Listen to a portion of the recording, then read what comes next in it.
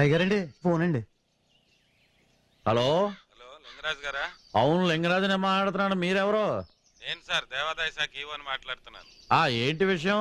Sir గత 10 ఏళ్లుగా దేవాలయ మాన్యం మీద వచ్చే ఆదాయాన్ని మీరు గవర్నమెంట్ కి జమ చేయట్లేదు. ఆ మొత్తం ఇప్పటి వరకు 50 లక్షల దాకా అయింది. అది మీరు వెంటనే గవర్నమెంట్ కి జమ చేయాలి. నువ్వు చెప్పాల్సింది నేనెంత కట్టాలో అని కాదు, ఇప్పుడు నీకు నేనెంత ఇవ్వాలో అని. సారీ సార్, ఎప్పట్లా మీరు మమ్మల్ని మేనేజ్ చేయడం కుదరదు. మీ అపోజిషన్ క్యాండిడేట్ సీను ఈ విషయాన్ని మంత్రి మురికి అప్పలనాయుడు గారి దగ్గరికి తీసుకువెళ్ళాడు. ఆయన చాలా సీరియస్ గా ఉన్నారు. ఒక వారం రోజుల్లోపు డబ్బు మొత్తం జమ చేయకపోతే సీరియస్ గా యాక్షన్ తీసుకోవాల్సి ఉంటుంది. అలా ఉండిపోయారేంటండి అయ్యారు? మళ్ళీ సీనిగాడు ఏమైనా షాక్ ఇచ్చాడా? అవునరా, అర్జెంటుగా 50 లక్షలు కట్టమని ఎండోమెంట్ ఆఫీసర్ ఫోన్ చేశాడు. 50 లక్షలే? ఈ సీనిగాడు మామూలు మనిషి కాదండి అయ్యారు. మొన్నటికి మొన్న బావులు తవ్వించడానికి 10 లక్షలు ఖర్చు పెట్టించాడు.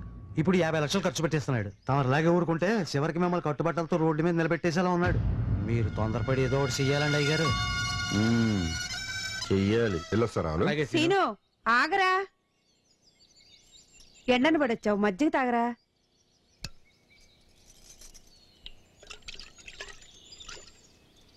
వస్తానమ్మా. అలాగేరా.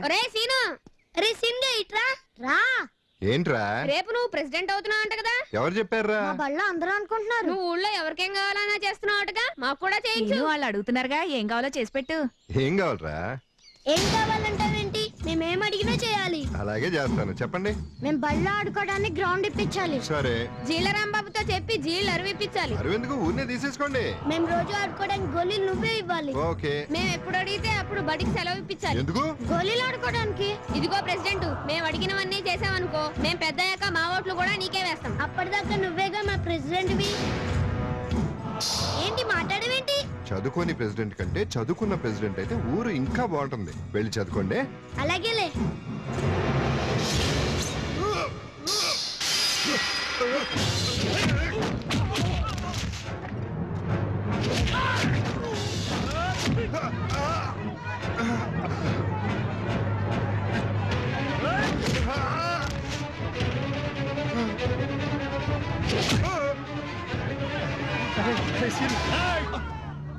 ఎవడన్నా ఒక్క అడుగు ముందుకేసారా నరికి పారేస్తాను.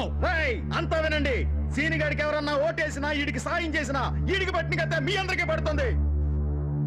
ఈ ఊరున్నంత కాలం, మా అయ్యగారు బతుకున్నంత కాలం ఈ ఊరికి ప్రెసిడెంట్ మా అయ్యగారే. కాదని ఎవడైనా తోక జాడించాడా, నడి రోడ్డు మీద అడ్డంగా నరికేస్తా. మా అయ్యగారు గనక ఎలక్షన్ లో గెలవకపోతే ఊరు నాశనం అయిపోద్ది, వల్లగాడైపోద్ది నా కొడకల్లారా.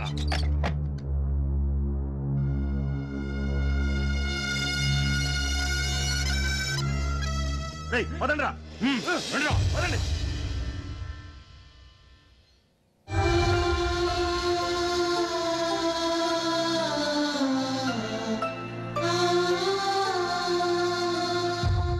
రేపు నువ్వు చస్తే ఒక్కడు కూడా రాడరా.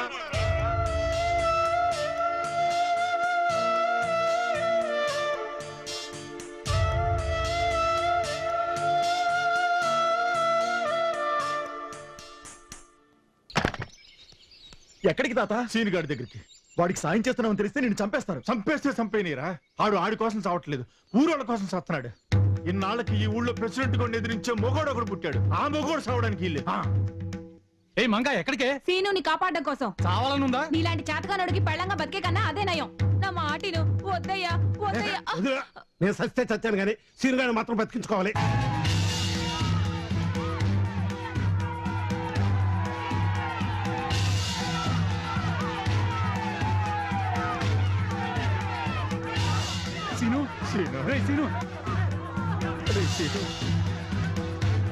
బాబు ఏమైందిరా?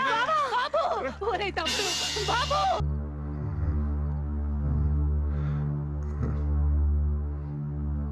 సీను, నేను ఆ రోజు చెప్పాను ఈ ఎలక్షన్ రాజకీయాలు మనకొద్దురా అని. నేను చెప్పిన మాట విన్నావా? చూడు ఇప్పుడు ఏం జరిగిందో. దేవుడి దయ వల్ల బతికి బయటపడ్డావు కాబట్టి సరిపోయింది, లేకపోతే వద్దురా. ఈ ఎలక్షన్లు రాజకీయాలు గొడవలు మనకొద్దు, వదిలేయరా. అవును సీను, నువ్వు ప్రెసిడెంట్ అవుతావు, మన ఊరు బాగుపడుద్ది అని ఎన్నో కలలు కన్నావు. ఊరు బాగుపడకపోయినా పర్లేదురా, కానీ నువ్వు మాకు కావాలి. మాకు కావాలరా సీను, నువ్వు మాకు కావాలి. బాబాయ్ నీకు గుర్తుందా ఒకరోజు పందెం కోసం నేను చచ్చిపోయినట్టు నటిస్తే రేపు నువ్వు నిజంగా చచ్చిపోతే మొయ్యటానికి నలుగురు ఏడవటానికి 10 మంది కూడా రారన్నావు. కానీ ఇప్పుడు చూసావా బాబాయ్ నేను చచ్చిపోకూడదని ఎంతమంది కోరుకుంటున్నారు. ఇదంతా ఎందువల్ల బాబాయ్? నేను చేసిన 1-2 మంచి పనుల వల్ల. నువ్వు చెప్పిందంతా నిజమే సీను, కానీ ఇంతవరకు వచ్చాక ఆ ప్రెసిడెంట్ నిన్ను బతకనివాడు. అయినా అసలు నువ్వు ప్రెసిడెంట్ అవ్వాలనుకున్నది సీత ప్రేమ కోసమే కదా. ఆ సీత నీకు దక్కనప్పుడు ఇంకా నువ్వు పోటీ చేయడం ఎందుకు అల్లుడు? ఇప్పుడు నువ్వు ప్రెసిడెంట్ అయినంత మాత్రాన సీత తిరిగి నీ దగ్గరికి వస్తుందా? నేను ఎలక్షన్ లో పోటీ చేసింది సీత కోసం, సీత ప్రేమ కోసమే. కానీ అది దక్కకపోయినా ఊళ్ళో వాళ్ళందరి ప్రేమ నాకు దక్కిందంటే అది సీత వల్లే కదరా. ఊరంతా యదవాన్ తిట్టే నన్ను 10 మంది మెచ్చుకునేలా చేసింది సీత. పనికిరాని వాళ్ళ తిరిగే నన్ను ప్రయోజకుని చేసింది సీత. అలాంటి సీత ఏం కోరుకుందో తెలుసా? నా వల్ల ఈ ఊరు బాగుండాలని, ఈ ఊర్లో జనానికి మేలు జరగాలని. అలాంటి సీత కోసం, ఈ ఊరు కోసం నేనేమైపోయినా పర్వాలేదు. అలాగని కోరి చావును కొని తెచ్చుకుంటావా? మేము ఇంతమందిని చెప్తున్నా వినకుండా ఎంతసేపు సీత సీత అంటావేంటి? నువ్వు ఇక్కడ చావు బతుకుల్లో ఉంటే తను మాత్రం అక్కడ నిస్తార్థం చేసుకుని ఆనందంగా ఉందిరా. రేయ్ అర్థం లేకుండా మాట్లాడుకో. సీతకు నా ప్రేమ గురించి తెలుసా? తెలీదుగా. తన మనసేంటో తెలుసుకోకుండా ప్రేమించడం నా తప్పు. అయినా ఏ అర్హత లేకుండా తనతో జీవితం పంచుకోవాలనుకోవటం నా తప్పు. అయినా నిశ్చితార్థం తర్వాత కూడా సీత గురించి మాట్లాడటం పద్ధతి కాదు. ఒక విధంగా సీతకు నా ప్రేమ గురించి తెలియపోవటమే మంచిది. కనీసం తన దృష్టిలో ఒక మంచి స్నేహితుడిగా మిగిలిపోతాను.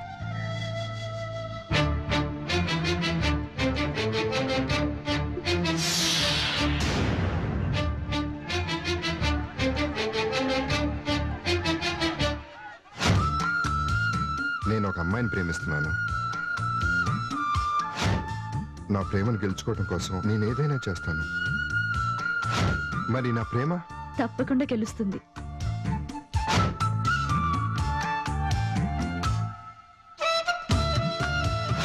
ఇప్పుడైనా నువ్వు ప్రేమిస్తున్న అదృష్టవంతురాలెవరో నాకు చెప్పవా?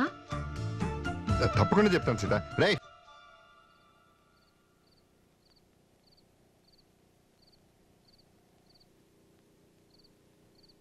సీత, ఆ రోజు సీను ప్రేమ గురించి నీకు చెప్తే నువ్వు నమ్మలేదు. కానీ ఇప్పుడు నిశ్చితార్థం జరిగిపోయిన తర్వాత సీను గురించి ఆలోచించడం తప్పని నువ్వనుకుంటున్నావు, తప్పనిసరి అని నేను అనుకుంటున్నాను. నేనన్న ఒక్క మాటతో సీను తన జీవితాన్ని మార్చుకున్నాడు. నాన్న, అలాంటి సీను గురించి ఇప్పుడు ఆలోచించకపోతే ఇంకెప్పటికీ ఆలోచించలేను. ఆలోచించి చేయగలిగింది ఏమీ లేదమ్మా. నిశ్చితార్థం కూడా జరిగిపోయిన తర్వాత పెళ్లి విషయంలో ఏదన్నా తేడా జరిగితే ఆ లింగరాజు మనల్ని ప్రాణాలతో వదలడు. కన్న తండ్రిగా చెప్తున్నాను. ఇప్పుడు నువ్వు ఆలోచించవలసింది నీ జీవితం గురించి, నీ భవిష్యత్తు గురించి. అది కాదు నాన్న. ఇంకేం మాట్లాడకమ్మా. రేపు ఎలక్షన్స్ కి ప్రిసైడింగ్ ఆఫీసర్ గా పక్క ఊరికి వెళ్తున్నావు కదా, ముందు ఆ సంగతి చూడు.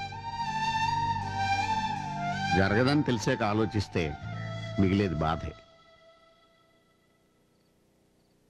పొద్దున్నే ఫస్ట్ బస్సు ఎన్నింటికి నాన్న?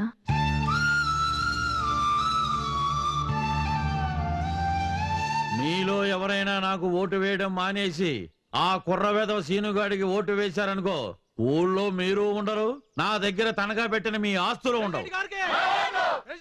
ఆగండి. ఈ రోజే ఎలక్షన్. ఇప్పుడే వెళ్ళే గుర్తు జ్ఞాపకం ఉందిగా, వేసేయండి. వెళ్ళండి. చూసావా, ఇప్పుడే ఏమైంది? ముందుంది ముసళ్ళ పండగ. వాడికి సానుభూతి చూపించే వాళ్ళకి గొప్ప అనుభూతి నే చూపిస్తా. అన్ని కరెక్ట్ గా ఉన్నాయా? ఉన్నాయి సార్. ఓకే ఓకే, పంపించండి.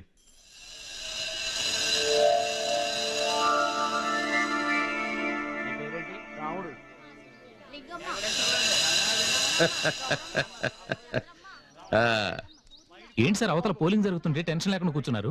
టెన్షన్ ఎందుకయ్యా, జనాలంతా మనోళ్లే, ఓట్లన్నీ మనకే. మరి సీనుగాడి జనం? భద్రంగా ఉన్నారు.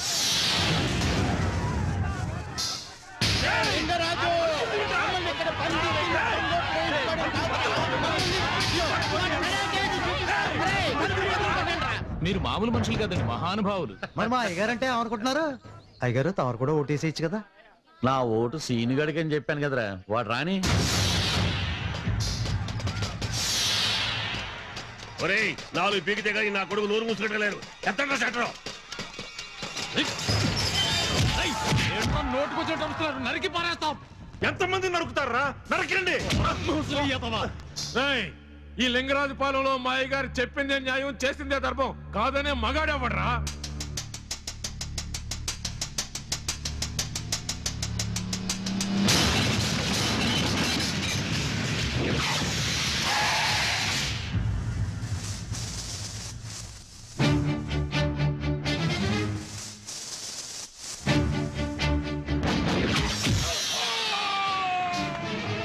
మన సీన్ గారు వచ్చేసారు.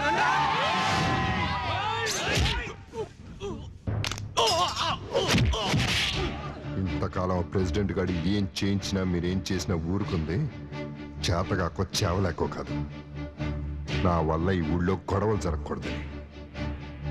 కానీ నా గురించి అమాయకులైన ఈ జనానికి ఏమైనా జరిగితే ఎవరినైనా అడ్డంగా నరికేస్తాను.